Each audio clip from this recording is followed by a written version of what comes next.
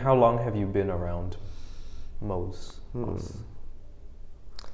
I'd say at least 1.5 years. I haven't been calculating, but it's been at least 1.5 years. And before I comfortably enjoyed living nearby Right. and coming and participating in different facets of it at various times. It's constantly changing and figuring out what it is, so I think it's hard to even describe it Yeah. because it's been different every time I've come back to it. It is changing all the time, and you've seen maybe different, not iterations of it, but like you've seen it at different points. Kind of so like iterations. It's sort of hard to define. I guess do you have any thoughts on co-living is a big part of it? Like what's your experience been like, or do you have any opinions on how it should be, or? I mean, also to give you some context, I've lived in a lot of different styles of community living, let's say. Lived in squats, lived in, kind of communes, kind of co-living situations. Yeah.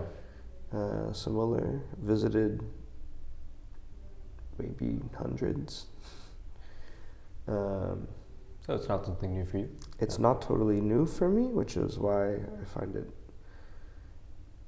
able to navigate in a certain way. Yeah.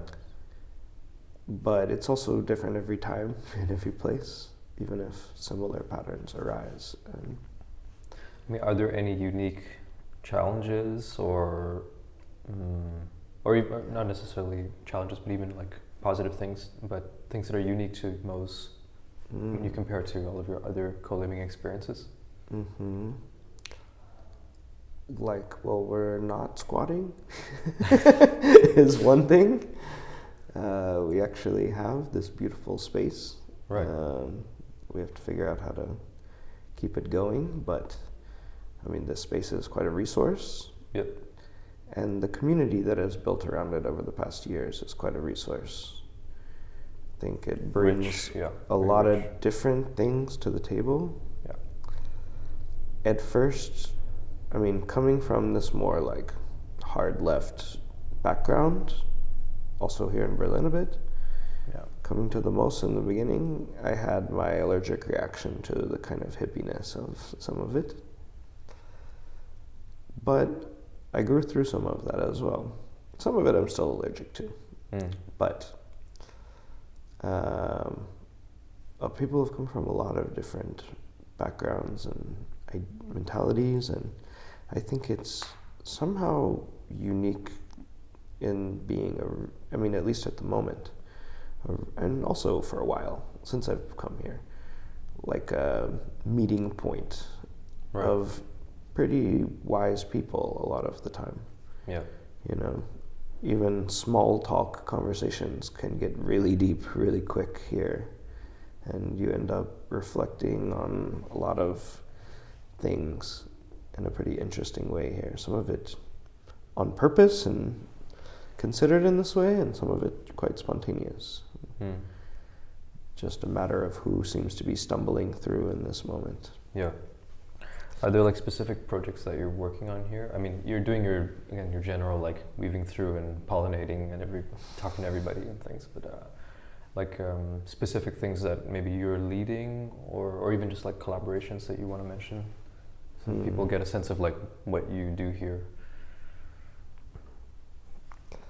Yeah, that's a big question actually, because I thought I was going to come here with a few more specific projects as my kind of residency.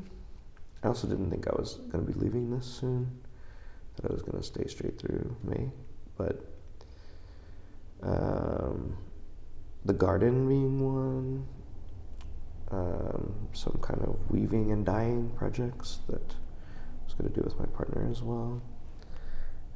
This is for clothing? Mm-hmm. Okay. Like t-shirts or something?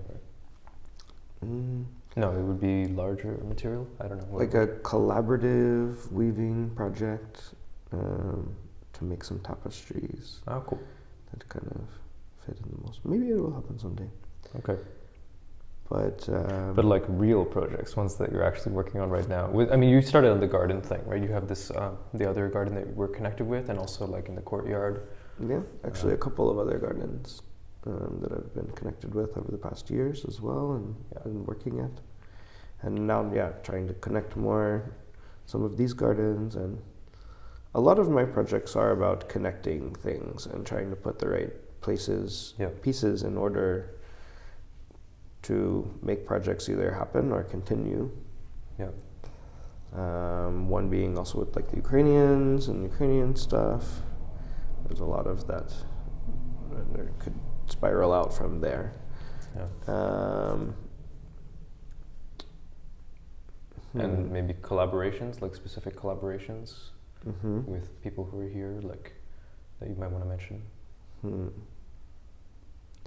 Yeah, but I also feel like if I mention one or two, then it's leaving the other ones out. So okay, as you wish. Yeah. I do feel, but let me reflect on that while we talk about other things, and I can try to put it in a nice way that mentions some of them. But maybe in another sense, I mean, Moos is quite chaotic. Has been and continues to be quite chaotic. This month has made me also realize sometimes I like that a little bit. I laugh at it as I drown in it. But not forever. Yeah. Interesting analogy. Is there something that you've learned from your time here, which is not necessarily ending? I mean, you're leaving, but you'll probably come back. But maybe anything that you've learned in your experience here that you want to share?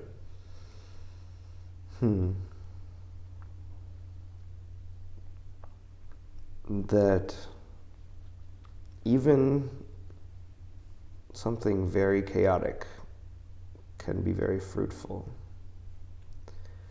And just what I'm like, it's hard to define the kind of magic of these endless interactions, you know.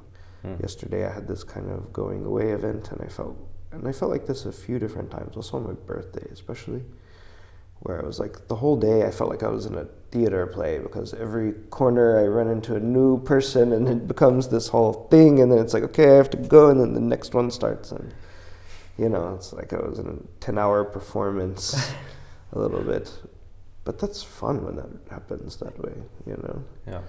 When the levels of interest and excitement around topics and activities, it feels like music or something. Tapping into that, I think, is a very important thing that can happen here. And I hope more happens here.